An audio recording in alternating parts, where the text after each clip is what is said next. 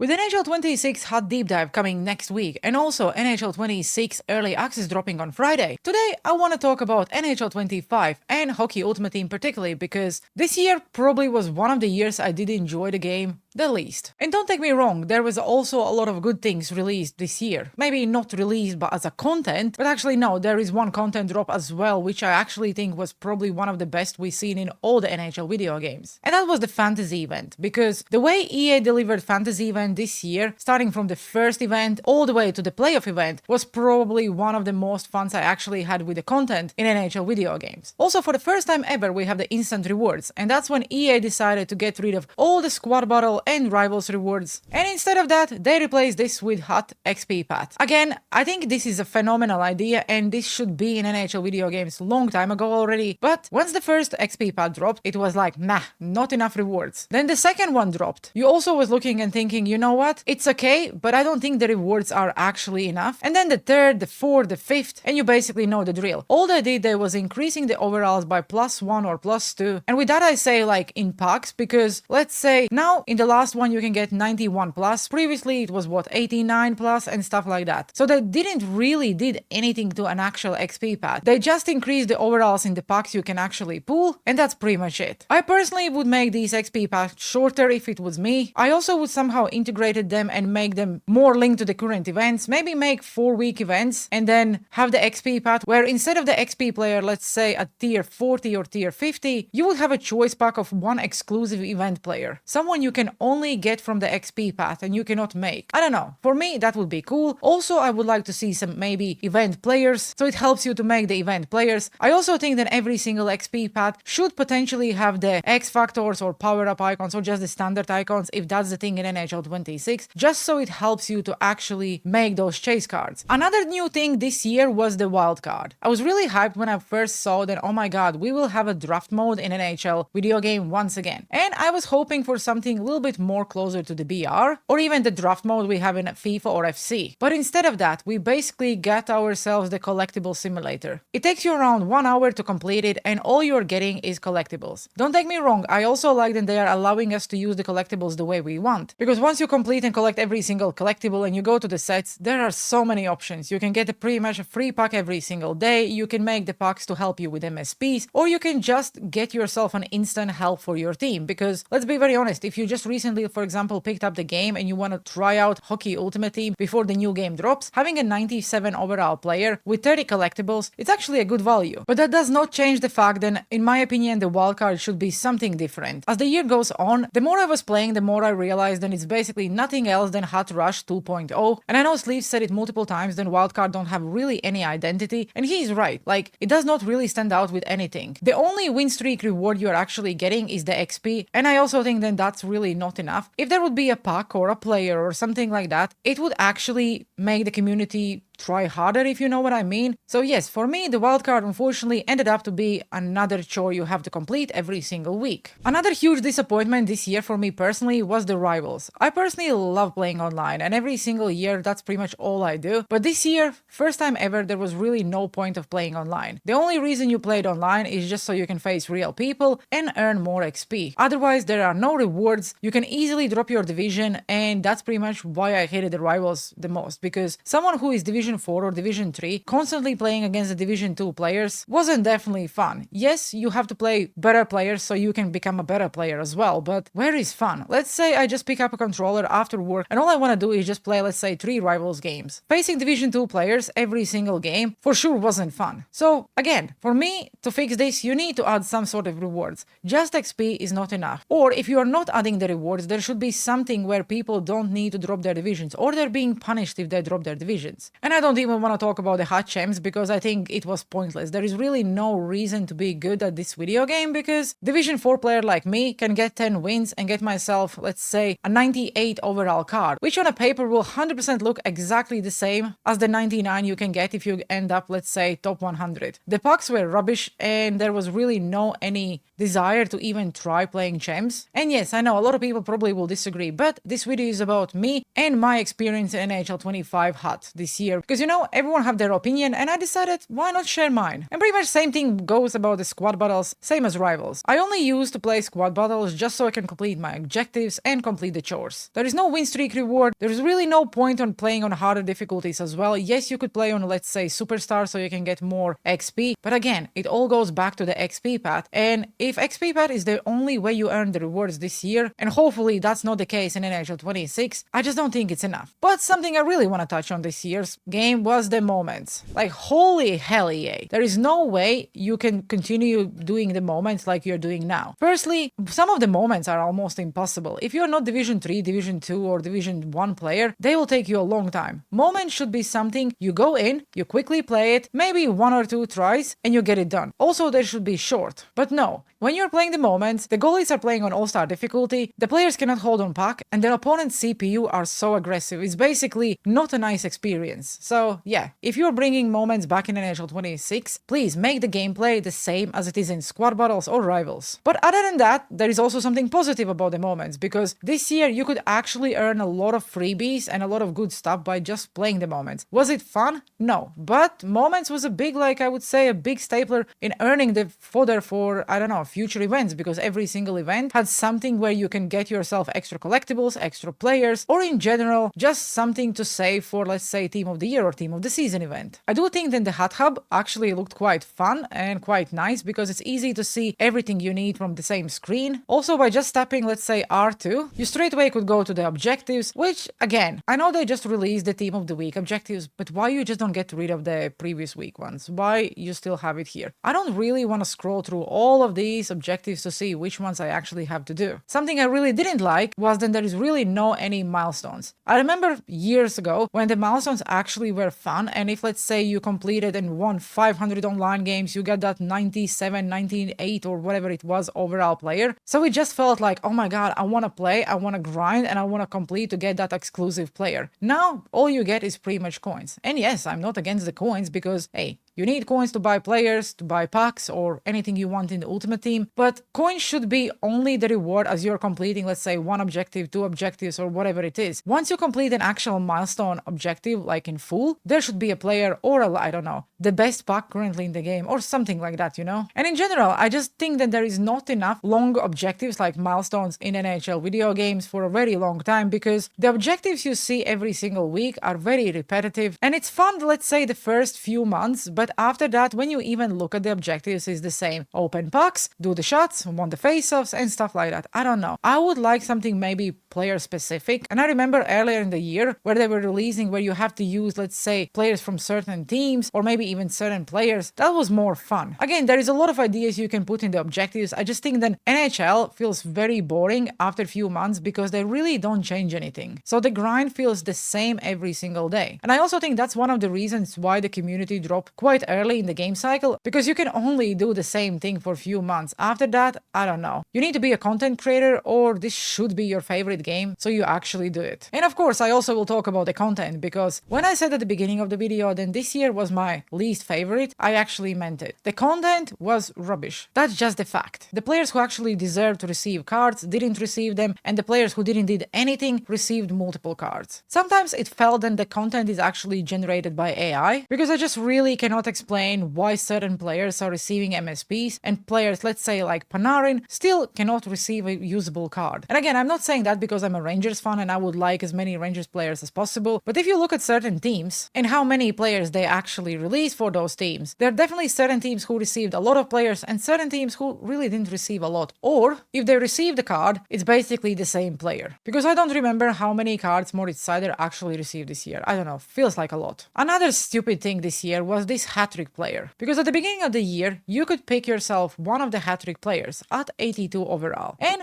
at this point, you can upgrade him all the way to the 99. Obviously, I went with a player who I believe was the best at that point, and I actually used him for a little while. But the fact that you could only earn the actual collectibles by completing the daily objective and there was no any other ways, it felt like you have to play every single day just to get that 99 overall card. And by the time you actually got that 99 overall card, you were so bored of this game that you didn't even want to play it. I don't mind having some exclusive cards which can get, let's say, to the 99 at the year end, but you have to find a way how to give more collectibles. Maybe add 5 collectibles each week also into the moment. So for example, if I'm going on a vacation and I cannot complete the objectives, so when I'm back, I can complete the weekly moments and earn the same 5 collectibles. Or if I'm grinding a lot, I can actually get 10 collectibles in 5 working days. But now let's talk about the 99 overall stats. Yes, it's 99 everything, but they are just allergic to endurance, or what? Like, why they hate endurance to the players? They only release the 99 MSPs, which you have to, let's say, pay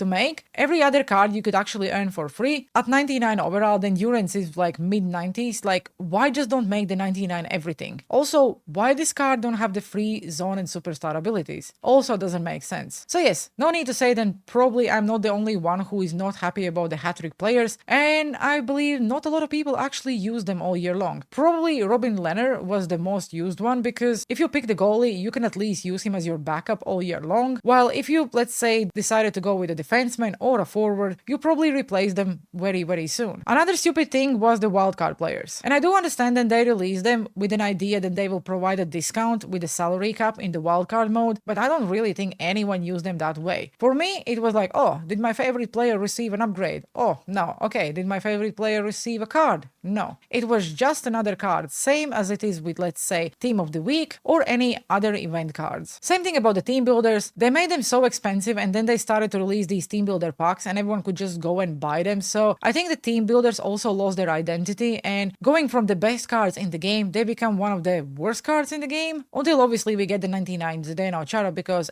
99 Zdeno Chara is just fun. And yes, no need to talk about the chase cards like X Factors or Power Up icons or hologram icons this year, because firstly the cost was ridiculous at the start of the year, and let's say you did spend those 6.5 million coins early in the year to make this Connor McDavid. He was the best card for a long time, but once the overall started to catch up, EA just forget about his existence and they just stopped upgrading the chase cards. It just felt that the MSP or the card released to upgrade these chase cards always was better than the one you spend so much coins on. So yeah, if the chase cards are coming back in NHL 26, I will definitely think twice before I make any. A good thing about this year was the Titan cards. I actually liked what they did when they started to release all the Titan cards, and you can get all of them by just completing the moments. Were the moments pain? Yes, because everyone remembers the Panarin moments, and I think we will talk about them for a few more years, for sure, because oh my god, I never went through so much pain. But having players like Joe Thornton or Zetterberg or I don't know, Heatley, it was fun. Yes, I didn't do the Perry moments because it's Corey Perry. I don't want him. So in my opinion, having the Titan moments this year was definitely a W. So I would like them to bring something like that back, because again, exclusive card, you can only complete and you don't even have to play online. So technically everyone can actually complete them. I just wish that EA would make the moments a little bit easier so everyone can actually do them. But again, if you cannot complete them, there was an alternative where you could trade in your fodder for collectibles and still make the player. If we go through all the events released this year, then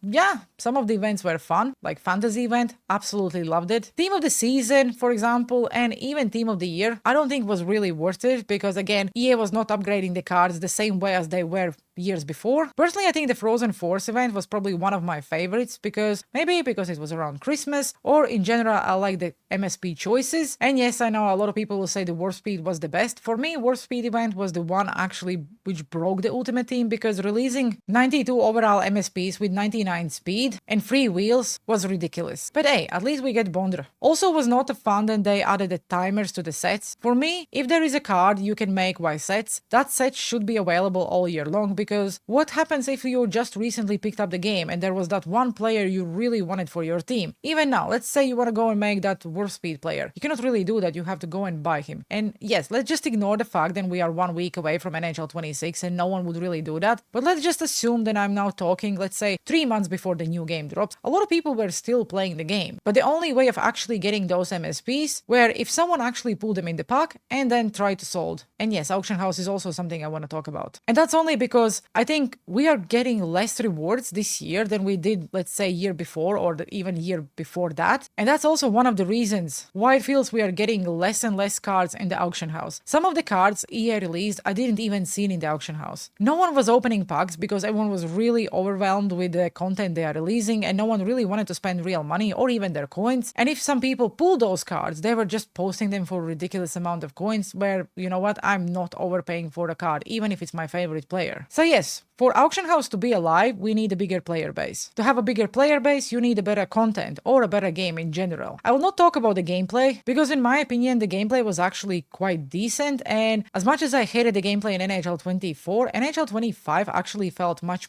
better. Yes, there was a lot of issues like the green wanties, the pressure system, but I think at the end of the year, they patched everything, and I don't know, now when I'm playing the game, outside of goalies being dumb and your defensemen sometimes skating into opposite direction, I think it was quite okay. So hopefully the gameplay in NHL 26 as well will be even better, and yes, maybe they even will fix the goalies, because at this point I seriously gave up. For the last, I don't know, 6-7 years, it never really mattered who you have in the net. As far as you pick the tallest goalie, you're pretty much golden. So yes, if I need to wrap everything up, didn't really enjoy NHL 25. It felt very overwhelming, very boring, and at times it just felt like, you know what, I don't really want to play the game, because as much even as I would love hockey, it felt like I'm torturing myself, because it just felt like a full-time job. And with that I mean every day was pretty much the same. Again, I know a lot of people really loved NHL 25 and they enjoyed every single day they played the game. Just to remind you, this is my opinion and this is how I experienced NHL 25 Hockey Ultimate Team, and I will still keep playing the game. I will still keep buying the game every single year, because I love hockey and I always hope that the next game will be better than the previous one. For me personally, I think that EA now have everything in the NHL Hockey Ultimate Team available to actually make a great mode. All the additions we already seen, like the team building aspect and the boosts and stuff like that. We also know that the new modes are coming to NHL 26, so the year will be very different. I just hope that EA content team delivers really great content so it actually links to what is new. Can you imagine then, let's say, to get that third line boost, you need a player from Sweden, and the only available Swedish player who, let's say, play for Toronto Maple Leafs would be Willie Nylander, and there is just not a good card, so you have to use, I don't know, a silver or a bronze player. Again, nothing wrong with that. I also think that EA will have a control over what kind of teams we may have. And if they're not releasing the cards which actually fits into those boxes, we may be actually screwed. But again, I don't want to judge before I see the game. On a paper, it all looks fun, but it just feels like EA may again have a control over what kind of teams we are building, and maybe even have some sort of pay-to-win aspect once again. So let me know down in comment sections below. How did you enjoy NHL 25 Hockey Ultimate Team? Did you like it? You didn't? Let me know one thing you absolutely loved in HUT this year and one thing you really hated and you don't want it to come back. And I know everyone will say B&D players, and that's why I didn't touch B&D players, because I actually didn't mind them, you know? I know it's kind of subject, everyone is like, oh, I hate B&D cards. I actually didn't mind them, so yeah, that's why I didn't really talk about it. But if you don't like B&D players and you don't want them to come back, leave a comment down below. And as always, I really appreciate you watching, have a good one, and see you on the ice!